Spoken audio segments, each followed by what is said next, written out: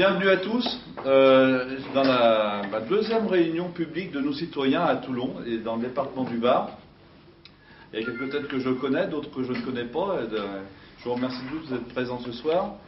Nos citoyens, ce beau mouvement qui prend son envol déjà depuis 3, 4 mois, 5 mois, bientôt maintenant, a décidé de se présenter aux élections européennes après un départ sur le département du Var et notamment à Toulon, puisque nous avons aujourd'hui un local 9 rue de l'Étoile, et puis par deux têtes de liste qui sont présentées dans le département du Var, Alain Révillon et Thierry Revol, donc respectivement pour Saint-Raphaël et pour Bandol.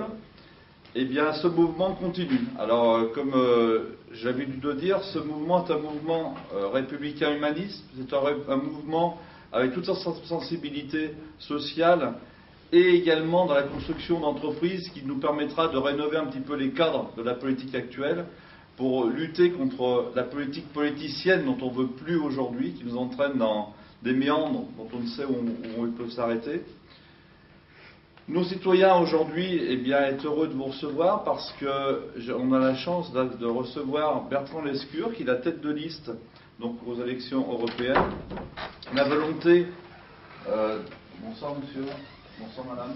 La volonté de Denis Père et toute l'équipe de nos citoyens, y compris de PACA avec Sébastien et j'ai perdu qui était là. J'en ai pas. Thierry. Et Thierry. C'est bien d'être présent en fait à l'ensemble des mandatures. Nos citoyens donc s'est constitué, a été créé et poursuit son envol après les municipales par la représentativité au niveau européen dans les 7 circonscriptions au niveau national. Donc on répondra bien sûr aux questions tout à l'heure. Je vais sans plus attendre passer la parole à Bertrand Lescure. Alors moi j'ai besoin, vous me pardonnerez, mais je suis plus à l'aise avec un micro et je pense que vous m'entendrez mieux et que je me casserai moins la voix. Je suis Bertrand Lescure, j'ai 53 ans, je suis marié et père de 4 enfants et j'ai effectivement le plaisir et l'honneur d'être tête de liste pour ces élections européennes, tant pour le mouvement Nous Citoyens que pour le mouvement européen solidaire. Et je vous remercie de pardonner l'absence de Blandine de Surmain, qui est seconde sur la liste et qui représente le mouvement européen solidaire. Pour des raisons familiales, elle est absente ce soir.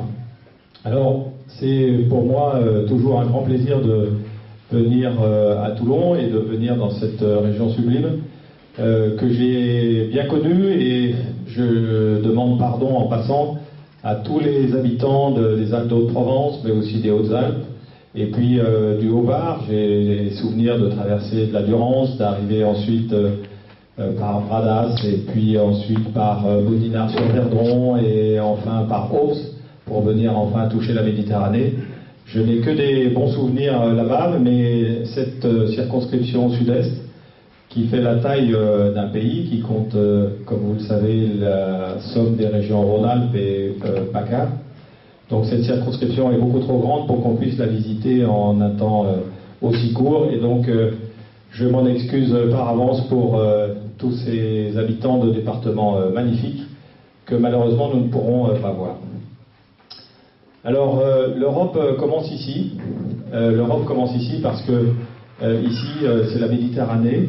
Et la Méditerranée borde ce continent qu'est l'Europe, et la Méditerranée est également au milieu de notre circonscription, entre la Corse et la métropole.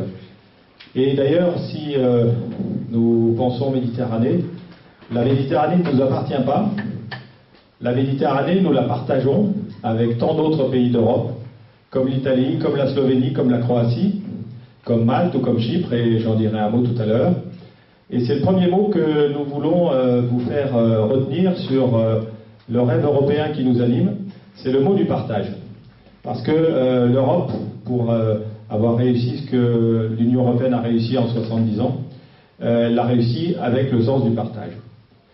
Mais si nous réfléchissons un peu plus avant sur ce qui nous fait rêver dans la construction européenne, le mot qui nous vient immédiatement à l'esprit est le mot paix.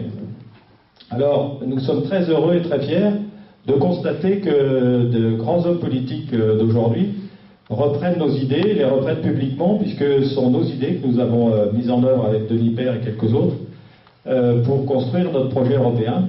Et la première idée, c'est qu'effectivement, depuis 70 ans, la France vit en paix, dans une Europe pacifiée, unifiée, et qu'il faut remonter si loin dans l'histoire de France pour retrouver une période aussi longue de paix que je m'en tiendrai à dire qu'il faudrait remonter à l'éternité pour retrouver une période aussi longue de paix. Alors c'est vraiment quelque chose de considérable. Beaucoup aujourd'hui peuvent considérer et considèrent que c'est ce que nous pourrions, ou d'autres que nous pourraient qualifier d'acquis. Mais les événements du moment nous montrent malheureusement que la paix c'est jamais acquis et que si nous voulons la conserver, nous aurons beaucoup de travail et beaucoup de chantiers pour pouvoir la préserver. Alors, ces 70 ans de paix, d'où sont-ils venus? Sont-ils venus d'une simple volonté et d'une simple envie de confraternité? Eh bien non, la paix est venue de l'économie et de la prospérité. Alors, c'est un point fondamental parce que sans prospérité, aucune chance d'avoir de la paix. Revenons quelques instants en arrière et venons-en un peu à cette histoire de l'Europe, sans vous inonder ni de dates ni de chiffres, parce que l'Europe c'est effectivement un sujet très compliqué, pas très glamour, donc passons assez vite sur les dates. Mais en 1950, donc les pères de l'Europe, notamment les deux Français qui étaient Robert Schuman et Jean Monnet, ont décidé de tendre la main aux Allemands qui avaient, d'une façon tout à fait imprévue longtemps avant, mais qui avaient perdu la guerre. Et ils ont décidé, avec nos cousins germains, ils ont décidé de mutualiser des industries qui jusque-là travaillaient pour faire la guerre, construisaient des obus, construisaient des chars, et ils ont décidé de mutualiser ces industries, donc c'était la communauté européenne du charbon et de l'acier. Ils ont décidé donc de mutualiser et de faire grandir ces industries au service du bien général, au service de la consommation et au service de la paix. Cette date de 1950 est donc une date absolument cruciale parce qu'on n'était que 5 ans après un conflit mondial qui a évidemment, comme vous le savez, marqué tant de générations. Ensuite, que s'est-il passé? Nous avons connu, et malheureusement les 6 ou 7 dernières années sont moins roses et moins gaies, mais nous avons connu, pour faire court, près de 60 ans de croissance ininterrompue en Europe, parce que en 1958, les mêmes 6 pays fondateurs de l'Europe ont décidé d'élargir ce marché commun du charbon et de l'acier à l'ensemble des produits manufacturés. Et puis, au gré des élargissements, on est passé à 9, puis à 10, puis à 12, puis à 15, de 15 à 25 en une seule fois, si je me souviens bien, de 25 à 27, et aujourd'hui nous sommes 28.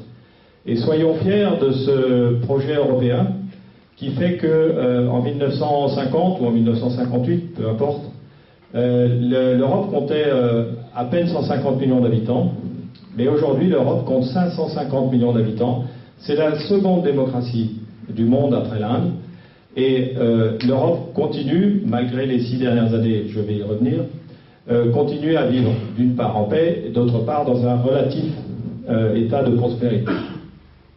Et retenons toujours sur cette obsession de la paix qui nous anime, retenons que l'Europe a accueilli tout récemment 2 pays qui, quelques années auparavant, étaient en guerre, qui aujourd'hui sont heureux de vivre en paix. Je pense à la Slovénie et à la Croatie, qui étaient des pays de l'ex-Yougoslavie, comme vous le savez, et qui ont connu des guerres absolument épouvantables et effrayantes. Maintenant, que devons-nous faire et qu'est-ce qui nous attend si nous voulons sauvegarder la prospérité et plus exactement la recouvrer? Parce que, de façon évidente, l'Europe aujourd'hui est au milieu du gué. L'Europe aujourd'hui est malade. Et nous devons constater, c'est une grande inquiétude pour nous tous, mais nous devons constater que ce ne sont plus seulement les petits pays d'Europe du Sud, comme la Grèce par exemple, qui sont atteints par cette crise majeure, mais ce sont des pays comme la France. Et nous voyons bien depuis quelques mois, plus encore que depuis quelques années, nous voyons bien que beaucoup de mouvements y compris en France, mais pas seulement, en Italie aussi, des mouvements basculent dans la violence. Alors, soyons à la fois inquiets et déterminés pour travailler à recouvrer cette prospérité, parce que basculer dans la violence, ça veut dire basculer, comme peuvent le faire des pays comme l'Ukraine, comme on l'a vu, basculer dans la guerre civile. Alors, nous sommes, nous, aujourd'hui, suffisamment inquiets pour penser que nous ne sommes absolument pas à l'abri de mouvements violents, de mouvements de désespoir, comme on a pu le voir ici ou là au cours de ces derniers trimestres. J'ai en mémoire le mouvement des bonnets rouges en Bretagne, qui avait basculé dans la violence, comme vous en souvenez. J'ai en mémoire le mouvement des agriculteurs à Paris au mois de novembre dernier, où un pompier volontaire est mort à cause d'un barrage routier. J'ai en mémoire les mouvements qui se sont passés à Rome la semaine dernière, en Italie, et qui fait que un mouvement syndical classique qui devait se passer dans, j'allais dire, la bonne humeur, si on peut dire, a lui-même basculé dans la violence, et j'en passe. Toujours est-il que cette inquiétude doit nous animer et doit nous laisser parfaitement déterminés pour que nous redoublions de vigilance et de présence demain au Parlement européen pour pouvoir redresser ce continent. Mais avant de vous donner un exemple concret de l'intérêt de l'Europe et surtout de la duplicité des hommes politiques qui nous gouvernent, je voudrais donner un message d'espoir qui est un tout petit message, mais qui, je le crois, sera un message de longue portée. Vous connaissez peut-être ce tout petit pays, bon, je ne le connais pas, mais ce tout petit pays d'Europe qui est Chypre. Eh bien, au milieu de la Méditerranée, ce tout petit pays vit coupé en deux depuis un peu plus de 40 ans. Coupé en deux comme les deux Allemagnes pouvaient l'être avant que le rideau de fer ne tombe, et coupé en deux comme les deux Corées peuvent l'être aujourd'hui. Eh bien, au cours des 2 ou 3 derniers trimestres, tous les observateurs s'accordent pour dire qu'on n'a jamais été aussi près de la réunification et de la réconciliation de ce petit pays de Méditerranée qu'est Chypre. Pourquoi cette promesse? Pourquoi Chypre va-t-il demain retrouver une unité? Eh bien, tout simplement parce que, là aussi, l'économie fait souvent plus et mieux que tant de doctrines ou tant de militaires. L'économie des hydrocarbures fait que des réserves gigantesques d'hydrocarbures ont été découvertes à Chypre et sur le littoral chypriote. Et les compagnies pétrolières qui vont pouvoir demain exploiter ces réserves ont dit aux Chypriotes des deux côtés, vous avez un Eldorado devant vous.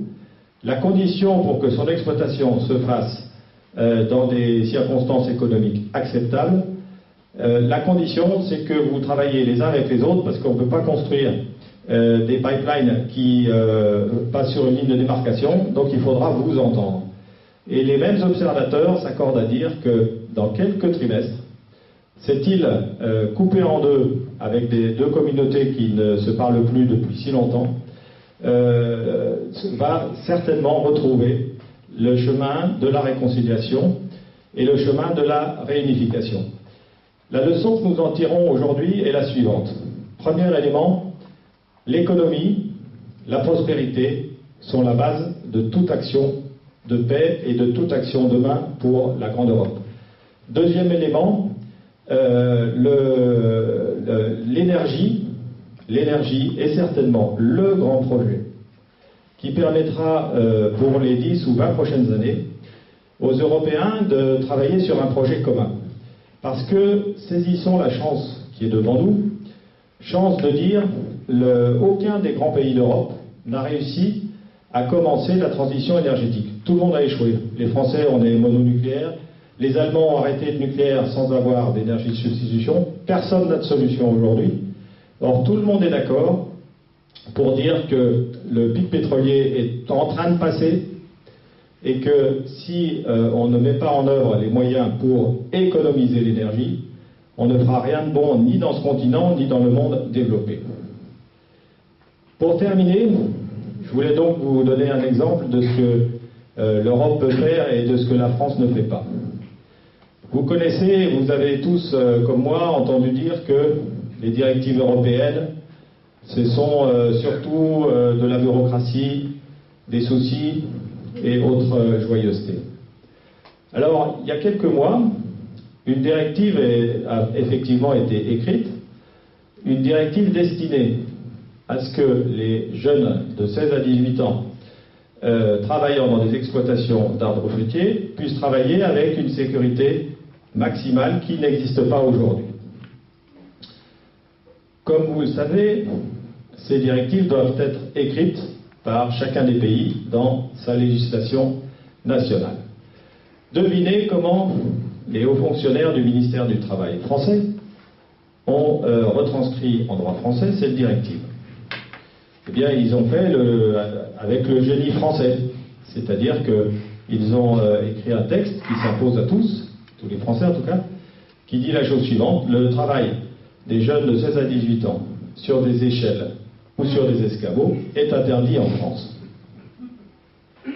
Alors, effectivement, première réaction, soit sourire, soit colère, et puis imaginons la réaction de tous ces exploitants du Vaucluse, de la Drôme ou d'autres départements de cette belle circonscription. Imaginons leur réaction d'horreur de dire que demain, parce qu'une nouvelle directive européenne est parue, ils ne peuvent plus travailler, ils perdent leur gagne-pain. Alors remercions la journaliste qui a fait un véritable reportage sur cette directive, parce qu'elle a pris la peine de nous donner la version allemande de cette directive. Parce que, évidemment, si je m'arrêtais là, je m'arrêterais à ce que nous entendons tous depuis une quarantaine d'années sur l'Europe, des bureaucrates, des directives, des empêcheurs de tourner en rond, etc. Alors la version allemande, quelle est-elle? Les Allemands ont fait simple, comme ils savent le faire, c'est-à-dire que les jeunes de 16 à 18 ans ont toujours le droit de travailler dans des exploitations d'arbres fruitiers, ils ont toujours le droit de travailler sur des échelles et des escabeaux, mais la hauteur maximum des escabeaux et des échelles est limitée à 3 mètres. Voilà l'illustration de ce que un pays et des hommes politiques et des hauts fonctionnaires, comme les hauts fonctionnaires et les hommes politiques français, peuvent avoir de duplicité.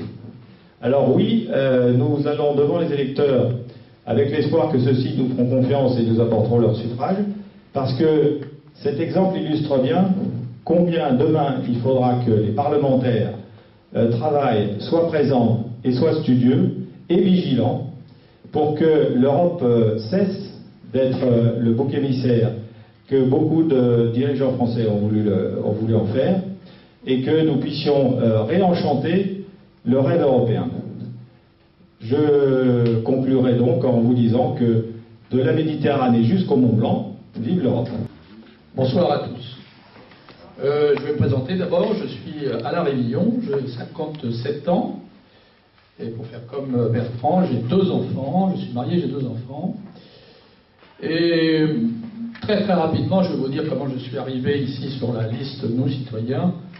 Surtout que je me suis présenté aux élections municipales sur Saint-Raphaël, aux dernières élections, sans étiquette politique, avec une liste essentiellement constituée de personnes issues de la société civile. Pourquoi la société civile? Parce que nous faisions le constat que les partis politiques traditionnels, qu'ils soient de droite ou de gauche d'ailleurs, étaient totalement à bout de souffle et qu'ils étaient plus préoccupés finalement par leur réélection que par les réels problèmes de leurs concitoyens. Donc je me suis lancé dans cette aventure citoyenne, si je puis dire, sur Saint-Raphaël, avec une liste issue de la société civile.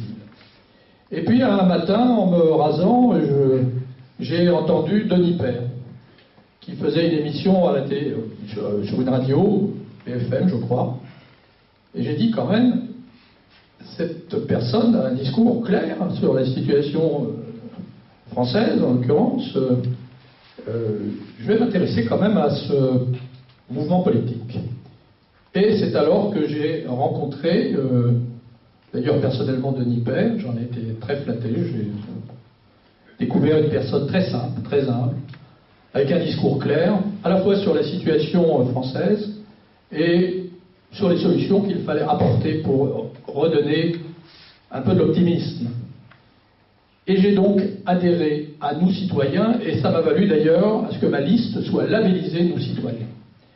Et je dois avouer que lors de ma campagne, j'ai été assez surpris de l'écoute de tous les concitoyens sur le fait que je sois déjà sans étiquette politique et que je préconise une implication massive de la société civile. Et ça m'a valu d'avoir 8% aux élections municipales, donc un élu, alors que nous avons fait une très très courte campagne. Alors, dans la foulée, bien évidemment, il y a les élections européennes. Je me suis dit, mais est-ce que je continue l'aventure avec Nous Citoyens? Et j'ai dit oui, parce que j'ai 2 enfants qui ont 8 et 10 ans. L'Europe, comme disait Bertrand, est en panne. Les partis politiques, les mêmes d'ailleurs, que l'on a en France, sont aussi des élus parlementaires européens. En général, ce sont les recalés de la politique qu'on envoie là-bas. Et je pense que la société civile doit s'impliquer également dans l'Europe pour relancer cette machine qui est en panne et qui est un défi. Nous avons, comme disait Bertrand, prospérité et paix. Il faut arriver à concilier les deux. Je crois que l'enjeu est majeur. Le problème est qu'il faut mobiliser les gens pour aller voter. Parce que la majorité des gens avec lesquels je discute sur Saint-Raphaël me disent, mais écoutez, nous les élections européennes, ça ne nous intéresse pas. On a voté pour vous aux élections municipales, mais ça ne nous intéresse pas les élections européennes. Nous, on veut plus d'euros, plus d'Europe, on veut voter extrême. Voilà ce qu'on me dit dans les quelques lors de discussions que j'ai avec mes élus, mes électeurs. Et là, je trouve que c'est dramatique. Les jeunes ne se sont plus motivés non plus. Il faut arriver à, je crois, motiver tout cet électorat qui est tenté par les extrêmes ou par l'abstention. Voilà, c'est mon discours. Donc je dis qu'il faut voter, bien sûr. Il faut voter pour Nous Citoyens, parce qu'encore une fois, nos idées, comme par enchantement, sont reprises par certains hommes politiques. On en avait un exemple ce matin, de Brice Hortefeux. Donc les idées de Denis Père sont des idées intéressantes. C'est un entrepreneur. Il faut relancer l'activité économique. C'est grâce aux entreprises qu'on relancera la France, mais aussi l'Europe. Je vais présenter aussi Thierry Revol. Je suis médecin et j'ai été tête de liste dans une petite ville de Bandol, que vous connaissez peut-être. Et je faisais partie de 7 listes de droite. Donc ça a été assez difficile. Et j'ai été labellisé aussi par le mouvement Nous Citoyens, parce qu'ils ont trouvé que notre programme allait dans le sens de la transparence et de la solidarité, comme Denis Père le prônait.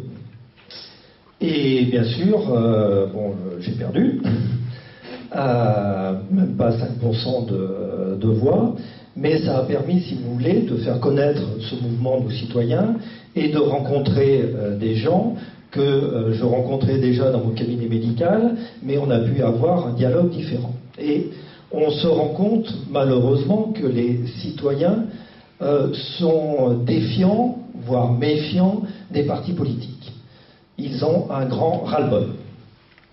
Et ils l'ont encore plus vis-à-vis des élections européennes, puisqu'ils n'y connaissent rien dans l'Europe. L'Europe, il y a un grand fossé entre l'Europe et le citoyen.